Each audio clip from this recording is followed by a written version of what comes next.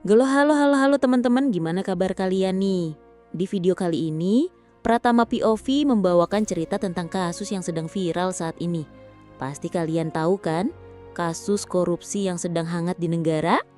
Yang menjadikan kasus ini viral karena sang tersangka akhirnya dibebaskan karena mendapatkan amnesti dari kepala negara. Gimana, penasaran kan dengan alur ceritanya? Siap-siap untuk simak video ini sampai selesai ya. Jangan di skip dan jangan gagal paham. Jangan lupa siapin kopinya dulu biar nggak ngantuk. Di depan gedung pengadilan lama yang dikelilingi pagar besi berkarat, Bribtu Ardiansyah berdiri diam menatap ke arah pintu utama. Angin sore mengibaskan bendera merah putih yang sudah pudar warnanya. Beberapa wartawan lewat sambil membawa kamera, meliriknya tanpa sapa. Ia menuliskan sesuatu di catatan kecil di sakunya.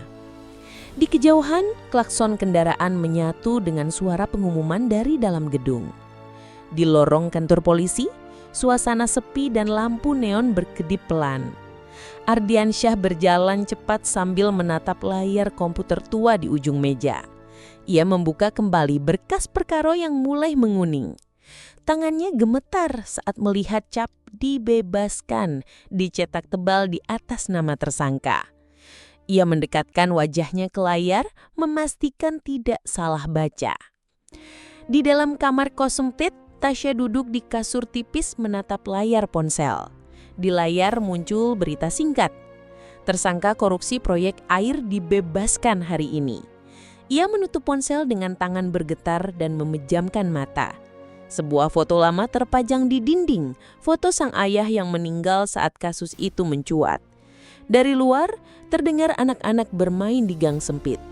Ardiansyah menyusuri gang pasar dengan langkah tergesa. Ia berhenti di depan kios tua yang ditutup dengan seng berkarat. Seorang bapak tua berdiri di sebelahnya, menyalakan rokok tanpa bicara. Ardiansyah membuka catatannya, memperlihatkan nama dan alamat. Pria tua itu mengangguk pelan lalu menunjuk ke arah sungai kecil di belakang pasar.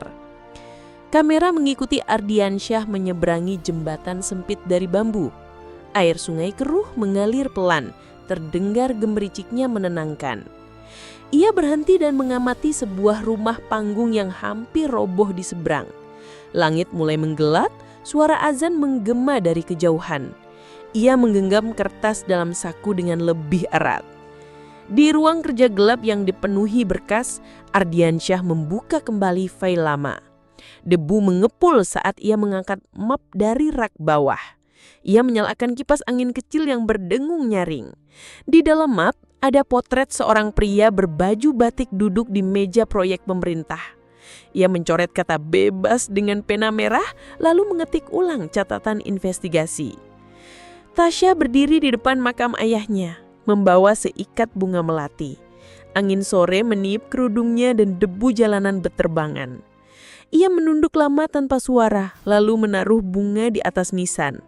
Seorang ibu penjual bunga menatapnya dari jauh dengan iba. Tasya melangkah pelan kembali ke motor tuanya yang diparkir di pinggir jalan. Ardiansyah duduk di bangku kayu luar warung kopi kecil menatap senja yang redup. Seorang rekan polisi datang dan menyerahkan map yang dibungkus plastik bening.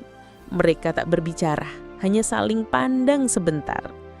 Di dalam map tertulis data bank kontruk bersama 2017. Ardiansyah menatap map itu seperti menatap kebenaran yang hampir hilang.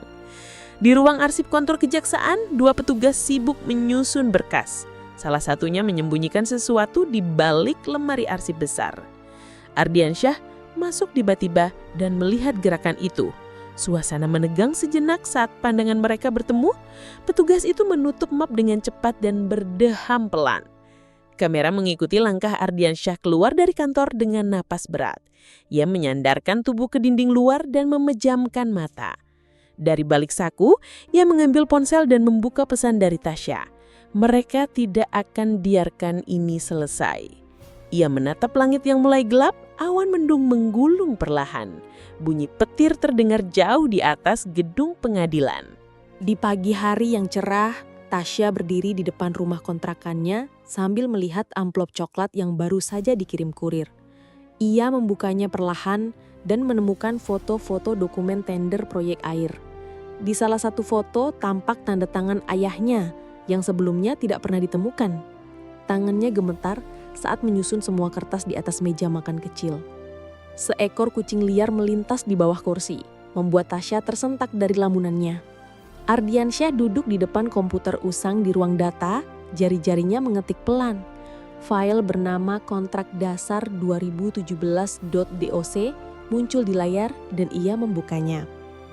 Isi file tampak diubah dengan jejak pengeditan oleh akun internal pemerintah. Ia mencatat nama akun pengguna Anmin_Laksana. Bunyi pintu belakang ruang server yang berderit membuatnya menoleh tajam. Di sekolah dasar pinggiran kota, seorang anak laki-laki bernama Bima menggambar peta lokasi proyek air. Gurunya berhenti mengajar sejenak melihat gambar itu dan bertanya. Bima menunjuk gambar alat berat dan menyebut, itu tempat ayah kerja, tapi dia takut bilang ke siapa-siapa. Guru itu mengangguk pelan dan mencatat sesuatu di buku catatannya. Di luar jendela, langit mulai mendung. Ardiansyah menemui guru tersebut di depan sekolah, mengenakan baju polos dan jaket lusuh. Mereka berbicara singkat sambil melihat anak-anak bermain bola di lapangan. Guru itu menyerahkan buku catatan kecil berisi tulisan tangan Bima. Ardiansyah membalik halaman dan melihat skitsa yang menyerupai denah gudang tua. Ia mengangguk dan memasukkan buku itu ke dalam tas selempangnya. Tasya berdiri di depan rumah tua yang ditunjukkan di foto. Gerbangnya terkunci rantai. Ia mencongkel sisi pagar dan masuk perlahan, langkahnya pelan menjejak kerikil. Dalam rumah kosong itu, terlihat tumpukan berkas tua dan sebuah komputer tabung mati. Ia menggeser rak buku yang menutupi panel dinding berlubang. Di dalamnya, ia menemukan flash disk terbungkus plastik bening. Di kamar kontrakannya, Tasya menancapkan flash disk itu ke laptop. Folder bernama Rekap Transfer muncul di layar. Ia membuka file Excel berisi nama-nama penerima dana proyek dengan nilai besar. Salah satu nama mencolok, AKBPR Mulia 850 juta rupiah. Nafas Tasya tercegat dan ia menutupi layar dengan tangan. Ardiansyah duduk di teras warung kopi kecil, menyalakan rokok sambil menatap jalan. Tasya datang menghampirinya dan duduk di seberang meja tanpa bicara. Ia menyerahkan flash disk tanpa ekspresi. Ardiansyah menerimanya dan langsung memasukkannya ke saku dalam jaketnya. Di belakang mereka, suara radio menyebutkan penyambutan pejabat baru di Polres. Malam hari, Ardiansyah menyelinap masuk ke ruang IT Polres dengan kartu akses lama. Ia membuka komputer server dan mencolokkan flash disk itu. Suara kipas mesin berdengung keras di ruangan kosong itu. Data mulai diunggah ke sistem internal, sebuah pop-up muncul, file diakses oleh AKBPR Mulia 3 jam lalu. Pagi harinya, seorang staf berseragam kantor pos menemukan surat tanpa pengirim di lokernya. Ia membukanya dan menemukan dokumen yang mencantumkan nama-nama pejabat dan nilai korupsi. Di pojok kanan atas tertulis, "Jangan biarkan ini hilang lagi." Ia memandang sekitar dengan gugup, lalu menyimpan surat itu di sakunya. Kamera mengarah ke CCTV kecil di sudut kantor yang berkedip pelan. Tasya berdiri di pinggir jalan menatap layar ponselnya. Di layar muncul pesan dari nomor tak dikenal, "Kamu akan dicari setelah ini." Ia menoleh ke kiri dan kanan dengan gugup. Sebuah mobil hitam melintas pelan di depannya dan berhenti sebentar sebelum melaju.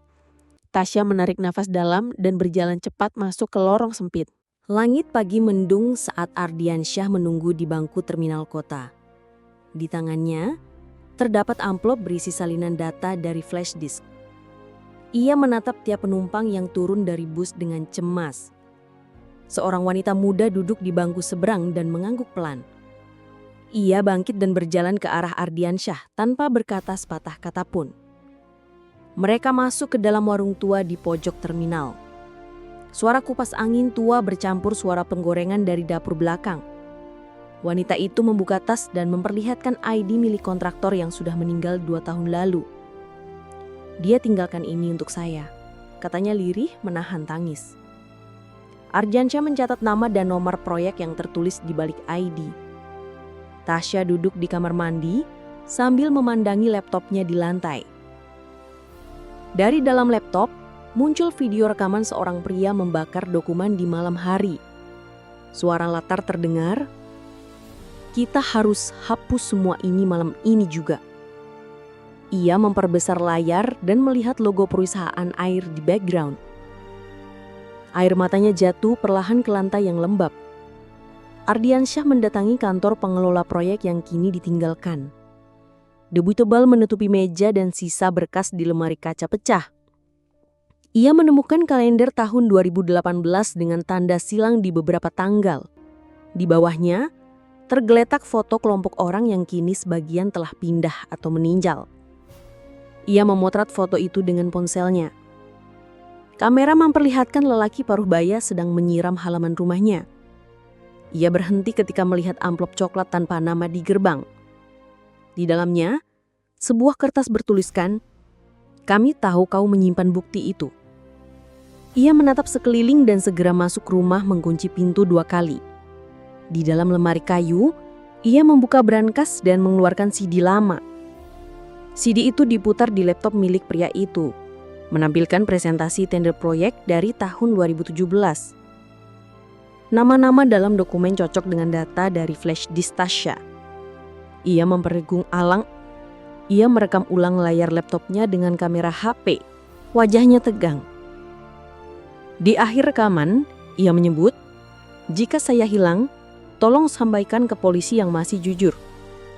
Layar menjadi gelap saat video selesai. Ardiansyah menerima kiriman pesan melalui Bluetooth dari HP orang tak dikenal. Isinya hanya satu video, rekaman pria yang membaca dokumen tender. Ia menatap layar dengan rahang mengeras. Di sekitarnya suara klakson kendaraan nyaring dan ramai. Kamera memperlihatkan wajah Ardiansyah dengan ekspresi penuh tekanan. Di ruangan kecil milik LSM lokal, Tasya menunjukkan salinan file ke seorang aktivis. Aktivis itu menggeleng, "Kami sudah terancam 2 kali sejak kasus ini muncul lagi." Ia tetap menerima flash disk itu dan menyimpannya di laci berlabel dokumen tinggi. Sebelum pergi, Tasya berbalik dan berkata, "Kalau saya tak sempat kembali, teruskan ini." Aktivis itu diam lama sebelum mengangguk pelan. Di ruang makan kecil rumah Ardiansyah, dinding dipenuhi catatan, peta lokasi, dan kabel merah. Ia menyusun urutan alur dana sambil menyesap kopi yang sudah dingin. Setiap kali nama baru muncul, ia menuliskan di papan tulis tua. Di tengah semua nama, satu lingkaran besar mengelilingi AKBP R Mulya. Ia menatap nama itu lama lalu memukul meja dengan tangan terbuka. Di halaman belakang rumah kosong itu, pria tua yang menyelami halaman itu kini berdiri sendiri. Ia menyalakan rokok dan menatap langit malam yang kosong. Tiba-tiba, suara mobil berhenti di depan rumahnya. Ia berjalan ke dalam dan memasukkan CD ke amplop. Sebelum pergi, ia berkata pelan, "Waktunya bicara."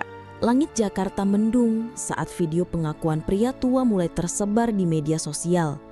Di dalam video, wajahnya tampak lelah tapi tegas, menyebut satu persatu pejabat terlibat. Dalam beberapa menit, kolom komentar dipenuhi warga yang marah dan tak percaya. Di rumahnya, pria itu mematikan ponsel dan menatap salib kecil di dinding. Di luar, suara kendaraan patroli melintas tanpa berhenti. Ardiansyah berdiri di pos polisi kecil sambil memperhatikan layar monitor CCTV. Ia menunjuk satu footage yang memperlihatkan mobil hitam berhenti di depan rumah Tasya. Di sekelilingnya, rekan-rekannya terlihat gelisah dan mulai menghindari kontak mata. Salah satu dari mereka diam-diam keluar dari ruangan membawa map merah. Ardiansyah mencatat jam tayang video rekaman itu dan menyimpannya di USB. Tasya duduk di kursi tunggu kantor media lokal dengan raut wajah gelisah. Wartawan muda di depannya membuka salinan flash disk dan membaca cepat. "Ini bisa mengedak," katanya pelan sambil menutup laptop. Ia bangkit dan pergi ke ruang editor meninggalkan Tasya sendirian. Di dinding, TV menampilkan potongan berita, viral, saksi bongkar proyek air bermasalah. Di dalam pasar tradisional, Obrolan warga tak lagi soal harga beras. Seorang ibu penjual sayur menunjuk layar HP dan berkata, "Dia itu paman dari anak tetangga saya." Seorang bapak menimpali, "Makanya kita nggak pernah dapat air bersih." Pedagang lainnya menggeleng pelan. Yang kayak gitu biasanya tiba-tiba hilang. Kamera menyorot ekspresi tebrang mereka satu persatu. Malam hari, seorang pria berbaju hitam menggedor pintu rumah saksi yang viral. Tak ada jawaban dari dalam rumah. Ia berbalik dan menyuruh 2 orang di mobil menunggu. Salah satu dari mereka mengeluarkan tali plastik dari dashboard. Mereka menyisir halaman dalam diam. Keesokan harinya, rumah saksi ditemukan kosong, jendela terbuka lebar, dan meja terbalik. Tetangga sekitar berkerumun di luar pagar, berbisik dan merekam video. Polisi lokal tiba terlambat, hanya menempelkan garis kuning dan mengusir warga. Seorang anak kecil memungut sobekan kertas bertuliskan, "Salinan ketiga aman." Ibunya segera menariknya pergi dengan wajah pucat. Di ruang rapat kantor wali kota, para pejabat tampak panik membaca laporan viral. Seorang ajudan menyalakan proyektor yang menampilkan diagram aliran dana. Wali kota berdiri, membanting pulpen ke meja dan berkata, "Siapa yang bocor?" Semua terdiam, hanya terdengar detak jarum jam.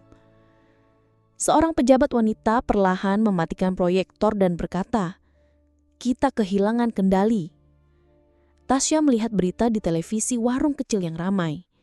Ia memperhatikan nama-nama yang muncul, lalu mematikan TV dan berdiri. Seorang bapak tua mengenalinya dan berkata, "Kalau kamu butuh tempat nginap, rumah saya terbuka." Ia hanya tersenyum kecil dan menunduk. Dari balik tirai warung, 2 orang berseragam sipil memperhatikannya. Ardiansyah masuk ke ruang brankas kantor polisi pusat dengan izin lama yang masih aktif. Di dalam, ia mengambil map yang disimpan sejak 2018 berisi nota-nota kecil dan kwitansi palsu. Ia memotretnya satu persatu dengan kamera HP jadul. Langkah kaki terdengar dari luar pintu, semakin dekat. Ia segera menyelipkan kamera ke dalam sepatu botnya dan duduk pura-pura membaca koran lama. Di malam hari, sekelompok mahasiswa membentangkan spanduk protes di depan balai kota. Tertulis besar, "Kami tahu siapa yang diam."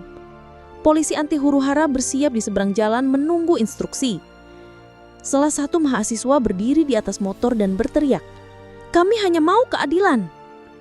Kamera menyorot mata Ardiansyah yang memperhatikan dari kejauhan dengan perasaan campur aduk. Suasana di kantor pengaduan masyarakat terlihat kacau. Antrian memanjang hingga keluar. Beberapa warga membawa dokumen, rekaman suara, dan surat protes. Seorang petugas di balik meja hanya berkata, "Kami tidak punya wewenang." Di sudut ruangan, Tasya duduk sambil memeluk tas lempangnya. Ia melihat Ardiansyah berdiri di dekat pintu keluar, mengangguk padanya. Ardiansyah dan Tasya berjalan menyusuri lorong belakang gedung pemerintahan. Dindingnya penuh coretan dan aroma lembab tercium kuat. Ia menyerahkan selembar tiket kereta kepada Tasya. "Pergi dulu, simpan data itu baik-baik," katanya dengan nada pelan. Tasya menggenggam tiket itu erat lalu mengangguk.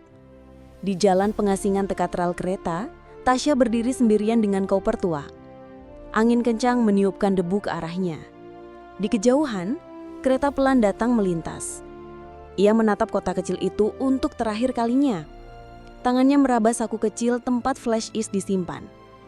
Ardiansyah berada di ruang interogasi kecil duduk di depan 2 petugas propam. Lampu neon di atas kepala berkedip-kedip. "Kenapa kamu buka lagi kasus yang sudah ditutup?" tanya salah satu dari mereka. Ia menatap lurus ke depan dan menjawab tenang. "Karena tidak semua kita harus diam." Salah satu petugas menekan tombol rekam di meja.